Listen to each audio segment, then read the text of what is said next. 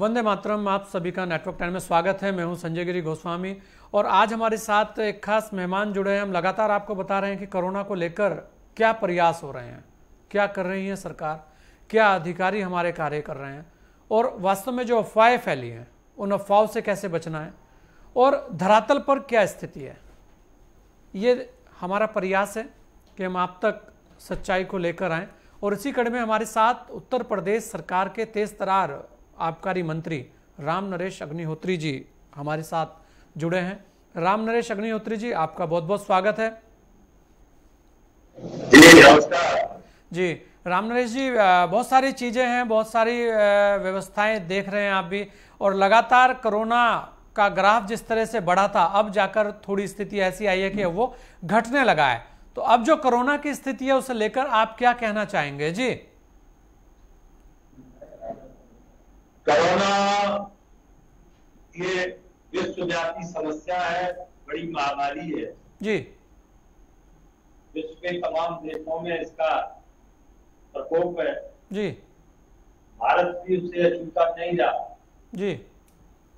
और पहली वेव में हमारे पास तैयारियां नहीं थी जी उसमें तो भी उसके बावजूद भी उतना नुकसान नहीं हुआ था, लेकिन दूसरी वेव ये ज्यादा खतरनाक है जी। और इसमें बहुत लोग आज दुनिया से चले गए जी हमारे बीच से। मैं उनकी सबके प्रति संवेदना व्यक्त करता हूँ जी। उन्हें श्रद्धांजलि देता हूँ। लेकिन इस विषम परिस्थिति में हमारे भारत की सरकार ने और उत्तर प्रदेश की सरकार ने जैसा सफल प्रयास किया है वह बहुत ही प्रशंसनीय है।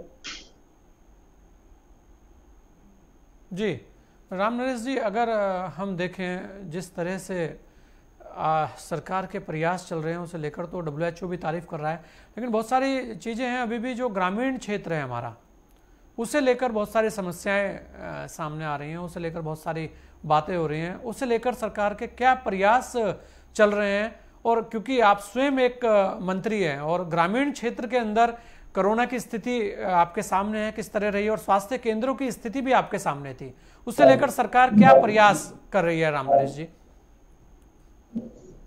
गांव के अंदर हमारी उत्तर प्रदेश की सरकार ने बहुत ही यानी कहना चाहिए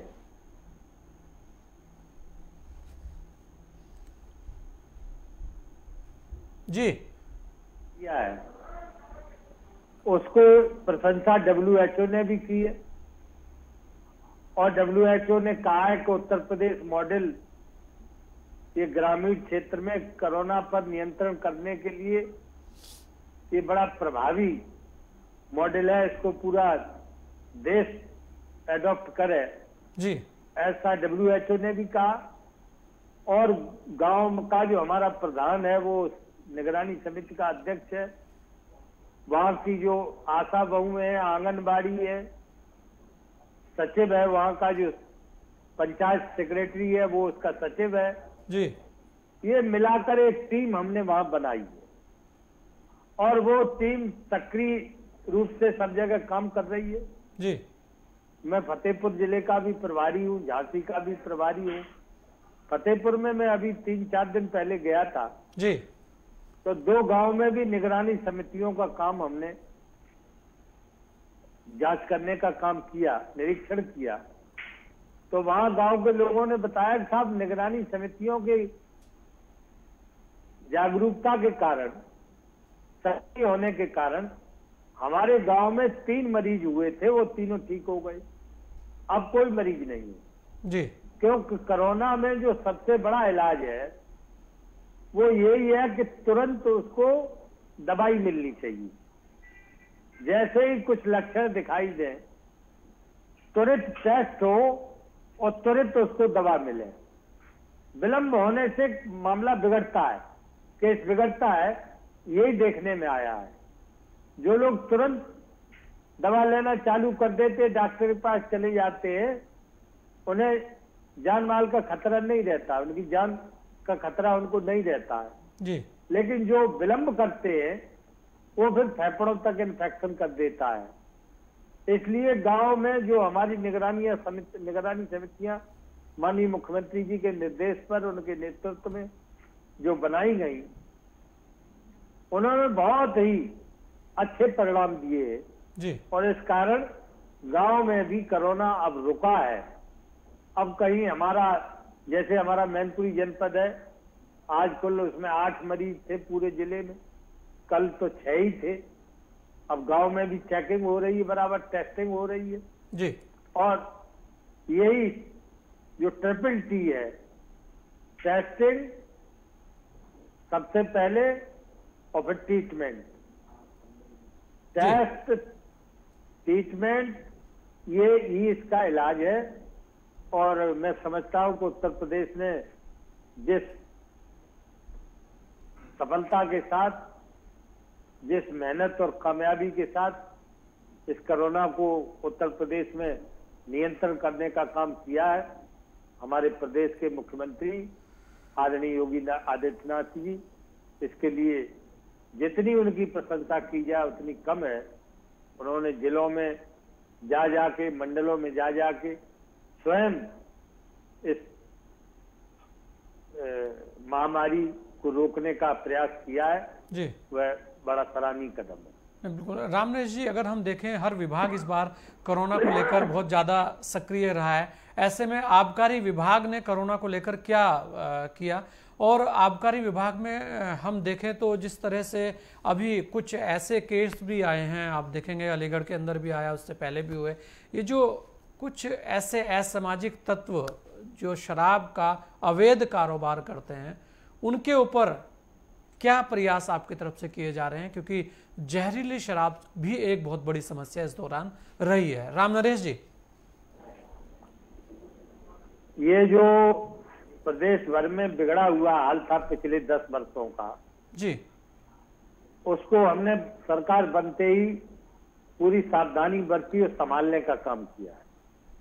पूरे प्रदेश में जो शराब माफिया है उनके खिलाफ बड़ा अभियान चलाया गया, गैंगस्टर लगाया गया, एनएसए के अंदर कार्रवाई की गई, उनकी संपत्तियां भी कुर्क की गई, जब्त की गई और हजारों की संख्या में प्रदेश में लोग अभी भी जेलों के अंदर पड़े हैं जो इस शराब के कारोबार से जुड़े हुए लोग। लेकिन अभी भी कुछ एक इक्का दुक्का लोग बचे हैं, उनके खिलाफ भी हम कठोर कार्रवाई करेंगे, किसी को बख्शेंगे नहीं और किसी भी कीमत पर उत्तर प्रदेश में जहरीली शराब ये नहीं बिकने देंगे, नहीं बनने देंगे और लोगों की जान माल की रक्षा करना ये सरकार की जिम्मेदारी है, उसे हम पूरा करेंगे। जी नहीं, बिल्कुल ये तो आपके प्रयास भी हैं और लगातार आपकी इस मामले में तारीफ भी बहुत होती है। सभी लोग देखते हैं कि रामनरेश जी डिसीजन लेने में पीछे नहीं हटते। अगर हम देखें रामनरेश जी, जिस तरह से अभी कुछ दिन पहले ही हम कहेंगे जिस तरीके से केसेस आए हैं, उसे लेकर क्या कोई कमेटी या कोई ऐसी चीज आपने गठित की है कि जिससे कि उसकी जांच हो और जो आरोपी हैं वो वास्तव में जेल के अंदर जाने चाहिए? अलीगढ़ के अंदर जी, आबकारी विभाग से जुड़े हुए अधिकारियों को सस्पेंड कर दिया गया है जी। वहां के डीओ को, इंस्पेक्टर को, सिपाहियों को और थाना अध्यक्ष भी उस क्षेत्र के सस्पेंड किए गए। सीओ के खिलाफ भी कार्रवाई करने के लिए माननीय मुख्यमंत्री जी से अनुरोध किया गया है और एक मजिस्ट्रेटियल जांच वहां बैठा दी गई है। इसके अलावा जो जो लोग भी दोषी होंगे इसमें, उन सब के खिलाफ कठोर कार्रवाई करेंगे, किसी को बख्शेंगे नहीं, क्योंकि सरकार लोगों की जान माल की रक्षा करना एक पहली जिम्मेदारी है। इसलिए कोई चाहे अधिकारी हो, चाहे कर्मचारी हो और चाहे अपराधी हो, हम किसी को भी नहीं बख्शेंगे, सबके विरुद्ध कठोर कार्रवाई करेंगे। जी बिल्कुल रामनरेश जी, अगर हम देखें तो आबकारी विभाग अब नया क्या करने जा रहा है? क्योंकि कोरोना के बाद खड़ा होना अपने आप में एक बहुत बड़ी चुनौती भी है और कोरोना से बचाना भी बड़ी चुनौती है, क्योंकि वहां पर भी बहुत सारी चीजों का पालन आपको कराना एक बड़ी चुनौती आने वाले समय में रहेगी। उसे लेकर क्या रामनरेश जी प्रयास कर रहे हैं? आबकारी विभाग का प्रमुख काम है प्रदेश के विकास में अधिक से अधिक राजस्व उपलब्ध कराना जी। और जब हमारी सरकार आई थी तब ये राजस्व 12,000 करोड़ से कुछ ज्यादा था 2017 में। और आज आपको जानकर आश्चर्य होगा कि हम 30,000 करोड़ पर पिछली सरकार की समय, क्षमा करिए, पिछली सरकार के समय 14,000 करोड़ राजस्व था 2017 में, और आज हम 30,000 करोड़ पर पहुंचे हैं, क्योंकि हमने आबकारी विभाग में भ्रष्टाचार को रोका है। और जो भ्रष्टाचार के रास्ते पैसा चला जाता था उस पैसे को हम राजस्व के रूप में लाए हैं, इसलिए बड़ी वृद्धि हुई है। और हमारे माननीय मुख्यमंत्री जी के नेतृत्व में ये काम, उनके दिशा निर्देशन में ये काम हमने करके दिखाया है कि 2 गुने से भी ज्यादा ये वृद्धि हमने राजस्व में की है। हम और अधिक वृद्धि करें इसका प्रयास हो रहा है, क्योंकि पैसे से ही विकास होता है। जब हम राजस्व अधिक से अधिक देंगे तो वो प्रदेश के विकास में हमारे लिए मील का पत्थर साबित होगा। जी बिल्कुल। राम नरेश जी, आपका समय बड़ा कीमती है। एक अपील आप क्या करना चाहेंगे कोरोना को लेकर, क्योंकि लगातार आपने बहुत सारी चीजें बताई और ये बहुत अच्छी बात है कि इस दौरान जो अवैध शराब थी उस पर अंकुश लगा है। ये एक बहुत बड़ा प्रयास आपका रहा है और इसके लिए आप बधाई के पात्र भी हैं। जी राम नरेश जी। मैं प्रदेश की समस्त जनता से विनम्र अनुरोध करना चाहता हूं कि बचाव ही दवाई है। ये कोरोना किसी को न हो, सबसे पहला प्रयास यही करना। और जो हमारे वैज्ञानिकों ने, देश के सम्मानित चिकित्सकों ने जो सबको सलाह दी है वही सलाह है कि मास्क जरूर लगाएं और डबल मास्क लगाएं। अगर कपड़े का मास्क है तो डबल लगाएं, और 2 गज की दूरी, 3 गज की दूरी, 4 गज की दूरी ये अपनाएं, और जब जरूरी हो तभी घर से जाए। ये बात सही है कि कल से लॉकडाउन में जो कर्फ्यू था उसमें छूट दी जा रही है आंशिक रूप से, लेकिन उस छूट का दुरुपयोग न करें, बहुत जरूरी हो तभी जाएं। अभी कोरोना का ये संकट हमारे सिर पे है, ये टला नहीं है, क्योंकि बहुत बार ये भी चर्चा आ रही है कि तीसरी वेव आने वाली है जी, वो भी आ सकती है, संभावना है। उसके लिए हमें अभी से सावधान रहना है। और मैं यही सबसे विनम्र अनुरोध करना चाहता हूं कि सुरक्षित रहिए, स्वस्थ रहिए, और बचाव ही सबसे बड़ा उपाय है, इसको जरूर अपनाइए। बिल्कुल। राम नरेश जी, एक सवाल लास्ट हो, क्योंकि वैक्सीन की बात है, वैक्सीन को लेकर बहुत सारी भ्रांतियां फैलाई जा रही थी कि वैक्सीन की कमी है, उसे लेकर आप क्या कहेंगे, लोगों को क्या अपील करेंगे? कोई कमी नहीं है वैक्सीन की।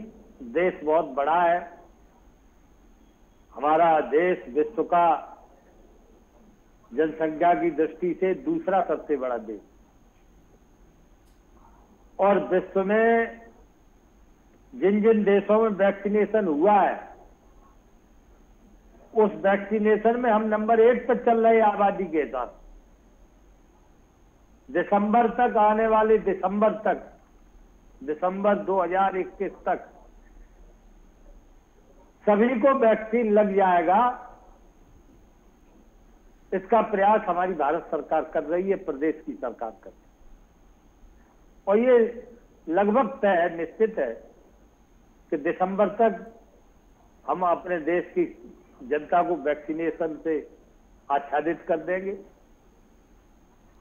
और वैक्सीनेशन, ये भ्रम फैलाने का काम भी लोग कर रहे हैं कि इसके कारण नुकसान होता है। कुछ जगह तो ये भी कहा गया कि लोग मर जाते हैं। तो मैं ये अनुरोध, अपील करना चाहूंगा देशवासियों से, प्रदेशवासियों से, कि वैक्सीनेशन ये बचाव। हमारे देश के माननीय प्रधानमंत्री जी इसको लगवा चुके, केंद्र के मंत्री लोग लगवा चुके, प्रदेशों के मुख्यमंत्री लोग, मंत्री लोग, डॉक्टर लोग, सभी लोग लगवा चुके, किसी को कुछ नहीं हुआ है, इसलिए किसी के बहकावे में भ्रम में आने की जरूरत नहीं है। सबको वैक्सीन लगवाना है, और वैक्सीन ही ये सुरक्षा का सबसे बड़ा उपाय है। यही मैं आपसे कहना चाहता हूँ। जी बिल्कुल। राम नरेश अग्निहोत्री जी, आपने अपना समय हमें दिया, इसके लिए बहुत बहुत धन्यवाद आपका। धन्यवाद। तो ये थे राम नरेश अग्निहोत्री जी, जो आबकारी मंत्री हैं उत्तर प्रदेश सरकार। बहुत सारी बातें इन्होंने बताई, और इनके बारे में कहा जाता है कि लगातार कठोर निर्णय लेने वाले व्यक्ति हैं। आबकारी को लेकर बहुत अच्छे प्रयास इन्होंने किए, और वर्तमान में प्रयास इनके जारी भी हैं। एक अपील इन्होंने भी की कि आप लोग वैक्सीन लगवाइए, आप लोग मास्क लगाइए, आप लोग सोशल डिस्टेंसिंग का पालन कीजिए। हर कोई यही कह रहा है, और जो कर्फ्यू में ढील दी जा रही है उसका दुरुपयोग मत कीजिए। इस खास मुलाकात में इतना ही। दीजिए मुझे इजाजत। जय हिंद।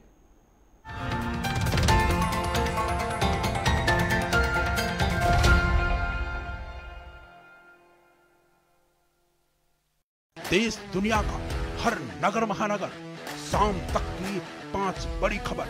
आ गया है खबरों का नया मंच, देखिए 5 का पंच। राजनीति की बिसात पर शहमात का खेल कहां-कहां से निकली। विकास की लखनऊ में मेरठ की क्रांति